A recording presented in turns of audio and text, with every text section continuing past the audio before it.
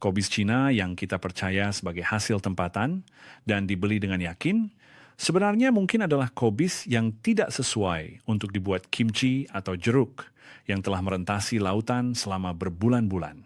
Selama berpuluh tahun merawat pesakit, saya sentiasa menekankan betapa satu bahan makanan kecil di atas meja makan, kita boleh membawa perbezaan besar kepada kesehatan. Cerita yang akan saya sampaikan hari ini adalah mengenai sayur yang paling penting di atas meja makan kita yang tidak dapat dielakkan oleh rakyat Malaysia, yaitu kobis Cina. Jika Anda mendengar kisah Pak Cik Rahim, 72 tahun, yang saya temui di klinik pesakit luar beberapa hari lalu, Anda akan merasai betapa seriusnya masalah ini. Pak Cik Rahim adalah seorang pesara kerajaan yang menghabiskan sumur hidupnya dalam perkhidmatan awam. Selepas bersara, beliau menjadi pengurus dapur yang bertanggung jawab membuat jeruk kobis atau kimchi untuk seluruh keluarganya setiap kali musim tiba. Beliau seorang yang sangat mementingkan bahan-bahan berkualiti tinggi. Namun, tahun ini beliau bertekad pergi ke pasar tani di luar bandar dan membelanjakan wang yang banyak untuk membeli apa yang dipanggil kobis tanah tinggi premium. Katanya, rupa luaran kobis itu memang sangat segar dan cantik. Masalah timbul semasa proses penggaraman. Kobis Pak Cik Rahim tidak layu walaupun direndam dalam air garam. Walaupun masa berlalu, malah selepas 10 jam, kobis itu menolak seperti kain kalis yang liat dan kekal keras. Akhirnya, beliau memaksakan juga menyapu bahan perapan untuk membuat kimchi. Tetapi beberapa hari kemudian apabila dikeluarkan dari peti sejuk, bahan perapan itu hanya menyaluti permukaan daun kobis secara nipis tanpa meresap ke dalam. Kobis itu pula mengekalkan tekstur pelik seperti mengunyah getah, tidak lembik dan tidak juga rangap. Pak Cik Rahim menyalahkan dirinya sendiri, menyangka beliau meletakkan terlalu sedikit garam atau bahan perapan sudah rosak, tetapi diagnosisnya mudah sahaja. Kobis itu dari awal lagi memang tidak ditakdirkan untuk menjadi kimchi. Lihatlah realiti yang kita hadapi. Statistik custom sahaja menunjukkan jumlah import kobis segar dari China telah melonjak lebih 25 kali ganda dalam masa 1 tahun sahaja. Pada tahun 2024 sahaja, lebih 4,000 tan kobis telah merentasi lautan. Adakah jumlah yang besar ini semuanya masuk ke kilang-kilang besar? Malangnya, masalahnya ialah sebahagian daripadanya melalui tangan peniaga yang tidak jujur, mengubah penampilan luaran seolah-olah ia telah disolek bersih dan menyelinap masuk ke pasaran kita. Kobis tempatan kita dan kobis import dari China mempunyai tujuan asas yang berbeza. Satu dilahirkan untuk penapaian dan rasa enak kimchi, jeruk manakala satu lagi dilahirkan untuk pengangkutan dan ketahanan lama. Jika Anda tidak tahu perbezaan ini, bukan sahaja usaha Anda setahun akan sia-sia seperti Pak Cik Rahim, malah kesehatan keluarga juga tidak dapat dijamin. Dalam video hari ini, di saluran kesehatan warga emas, saya, Dr. Mohad Rizal, akan mengajar Anda cara membezakan kobis palsu ini yang kelihatan seperti tempatan di luar tetapi menyembunyikan rahasia maut di dalam hanya dalam masa terkasaat. Dengan mengetahui ini sahaja, Anda tidak akan tertipu semasa membeli stok sayur dan boleh memilih kobis yang benar-benar sihat dan sesuai dengan tubuh kita. Jika Anda rasa maklumat ini penting, sila tekan butang suka supaya lebih ramai orang dapat menonton video ini dan jangan lupa tekan butang langgan, subscribe, serta loseng notifikasi. Satu klik Anda menjadi kekuatan untuk melindungi meja makan kita. Baiklah. Mari kita bongkar rahasia visual yang mengejutkan mengapa kobis Pak Cik Rahim kekal keras seperti zombie dalam air garam. Untuk mencari jawabannya, kita perlu melihat pada akar kobis dan luka pada daun luarnya. Sebab utama Pak Cik Rahim tertipu adalah kerana kobis-kobis itu telah didandan cantik seolah-olah wajah yang disolek dengan kosmetik mahal. Ada satu perkara yang Anda jangan sesekali lakukan apabila memilih kobis di pasar. Jangan tertipu dengan kebersihan. Bayangkan proses kobis tempatan kita dicabut dari ladang. Petani akan memotong bahagian pangkalnya dengan sabit atau pisau, bukan. Jadi keratan rentas akarnya sepatutnya tidak rata dan ada sedikit kesan tanah yang kotor. Itu sebenarnya bukti ia semula jadi dan segar. Selain itu, jika Anda melihat daun luarnya, biasanya akan ada 1 atau 2 lapisan daun hijau tua yang tebal dan kelihatan agak kotor melekat padanya. Daun luar ini bertindak sebagai perisai yang melindungi bahagian dalam kobis semasa pengangkutan. semua ini adalah rupa semula jadi kobis yang baru dicabut dari tanah kita. Tetapi, bagaimana pula dengan kobis bersolek yang dibeli oleh Pak Cik Rahim? Pertama, keratan rentas akarnya licin seolah-olah dicetak di kilang. Tiada sebutir tanah pun di sekitar akar, dan ia dipotong dengan sangat bersih seperti dihiris mesin. Adakah Anda tahu apa masalahnya di sini? Coba pikirkan sejenak. Sebabnya adalah karena undang-undang kuarantin tumbuhan. Negara kita melarang keras pengimportan tumbuhan yang mempunyai tanah melekat padanya dari luar negara. Ini disebabkan oleh risiko perusak dan patogen yang mungkin bersembunyi di dalam tanah. Oleh itu, untuk membawa kobis dari China menaiki kapal, semua tanah pada akar mesti dibuang dan dibersihkan. Dalam proses itu, pekerja tidak memotongnya satu persatu dengan tangan, tetapi menggunakan mesin demi kecekapan untuk memotong pangkalnya sehingga sangat bersih dan rata. Akar yang licin bermakna kemungkinan besar kobis itu telah menjalani pembedahan kuarantin menggunakan mesin untuk pengangkutan jarak jauh. Jika Anda tidak dapat menekannya tadi, tidak mengapa. Dengan menonton video ini sekarang pun, Anda sudah membuat pilihan hebat untuk menjaga kesehatan. Kedua, daun luarnya hampir semuanya telah dibuang. Biasanya adalah normal jika ada 2 atau 3 lapisan daun hijau tua, tetapi kobis yang dibeli Pak Cik Rahim hanya tinggal daun hijau muda di bahagian dalam yang kelihatan kurus. Mengapa kobis import China tiada daun luar? Daun luar itu berat, dan ia mudah layu atau rosak semasa pengangkutan. Bagi pengimport, semakin banyak daun luar dibuang, semakin banyak kobis boleh dimuatkan dalam ruang kapal yang terhad dan beratnya berkurang, sekaligus menjimatkan kos pengangkutan. Tambahan pula, jika daun luar dibuang bersih, ia memberi kesan solekan yang menyembunyikan secara visual fakta bahwa kesegaran kobis itu telah menurun selepas berhari-hari di atas kapal.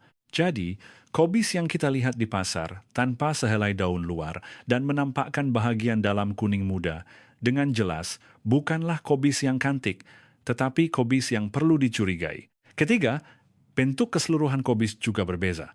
Kobis Pak Cik Rahim tidak memanjang ke atas seperti kobis tempatan, tetapi sebaliknya gemuk ke tepi dan bulat seperti kobis bulat biasa. Kobis tempatan tumbuh dalam bentuk bujur memanjang, manakala banyak baka dari China tumbuh pendek dan bulat. Ini juga adalah ciri baka yang diubah sesuai untuk kelebihan pengangkutan, jarak jauh, dan pembungkusan. Tuan-tuan dan puan-puan, faham kan?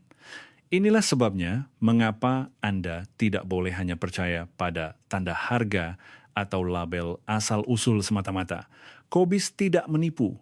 Pada akar kobis tersembunyi kesan potongan mesin yang berkata, "Saya baru lepas terbang jauh," dan ketiadaan daun luar adalah teknik solekan yang menyembunyikan kesegaran saya sudah hilang.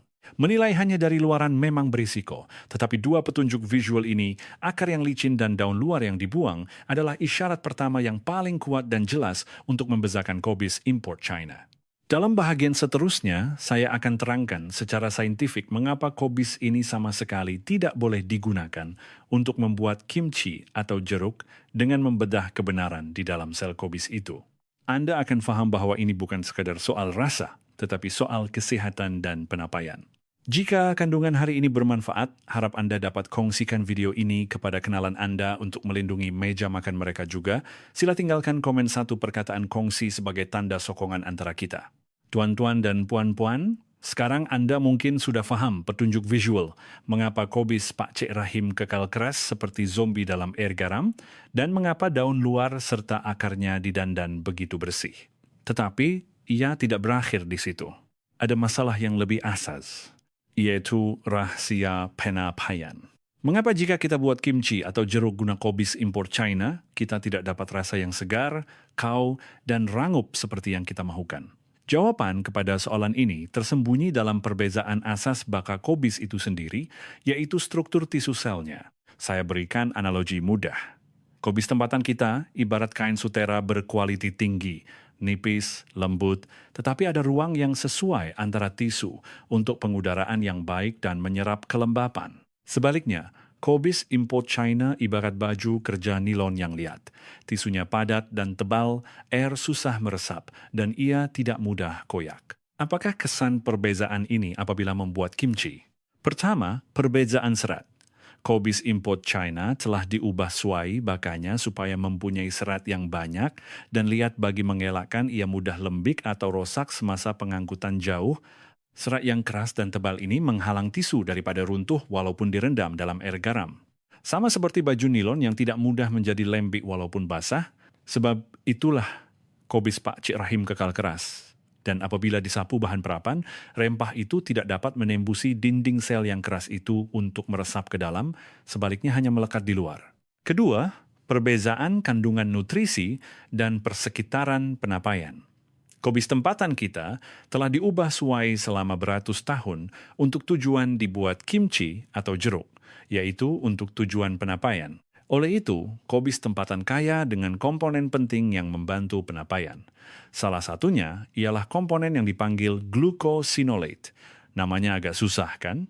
Secara mudahnya, ia adalah komponen anti-kanser. Ia banyak terdapat dalam sayuran cruciferous seperti kobis dan berperanan menghalang pertumbuhan sel kanser. Kobis negara kita mempunyai kandungan komponen ini yang sangat tinggi. Dan komponen inilah yang mewujudkan persekitaran yang membantu bakteri asid, laktik, probiotik membiak dengan baik apabila kimchi diperam. Sebab itulah kimchi yang dibuat dengan kobis tempatan sangat sedap dan sihat. Namun, kobis import China yang dibuat dengan keutamaan pengangkutan dan penyimpanan mempunyai kandungan komponen pembantu penapaian seperti glucosinolate ini yang berbeza berbanding kobis tempatan. Mereka direka hanya untuk bertahan lama, bukan direka untuk menjadi makanan peram di mana bakteria asid laktik hidup dan bernafas seperti kimchi. Akibatnya, jika Anda buat kimchi guna kobis import China, bakteria asid laktik tidak dapat aktif sepenuhnya, dan karena serat kobis itu sendiri terlalu kuat, bukannya rasa kimchi yang segar dan rangup, Anda akan dapat rasa yang liat dan tidak enak. Ia terasa seolah-olah kimchi itu tidak masak, tetapi hanya berubah menjadi masam dan rosak. Kegagalan Pak Cik Rahim membuat kimchi bukan semata-mata kerana kurang kemahiran, tetapi adalah hasil yang tidak dapat dielakkan berpunca daripada perbezaan reka bentuk kimia dan biologi baka kobis itu.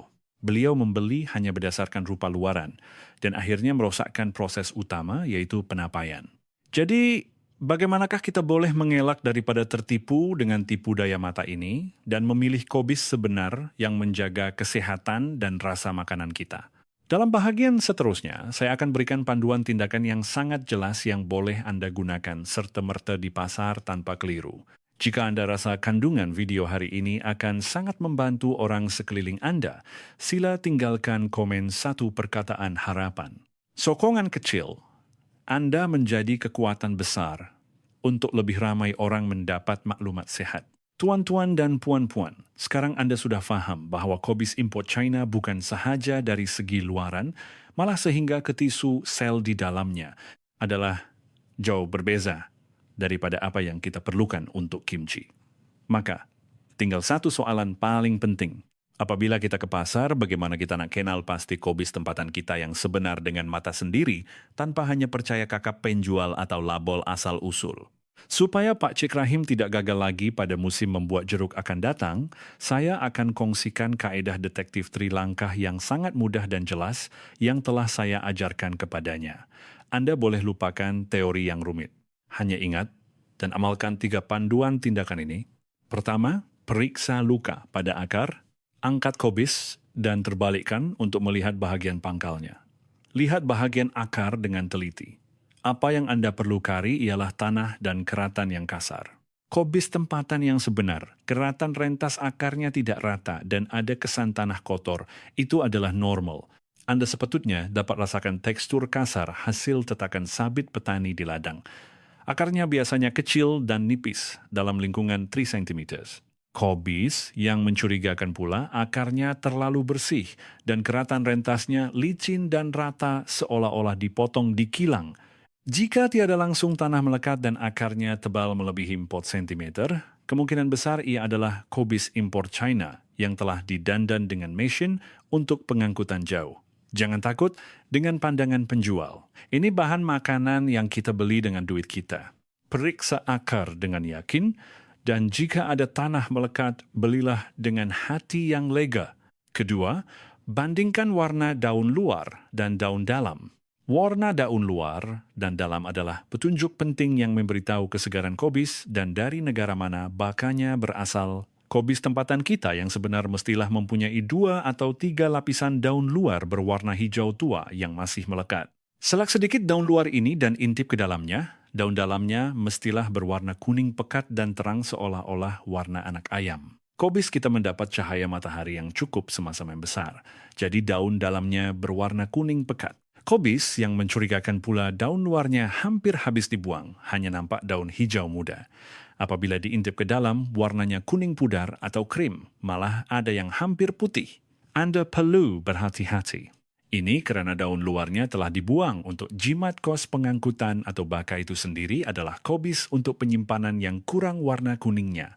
Jika peniaga pasar benarkan, lihat keratan rentas kobis yang telah dipotong 2. Kobis tempatan kita daunnya padat tanpa ruang kosong, manakala kobis China selalunya isinya kurang padat atau daunnya melengkung seperti kobis bulat.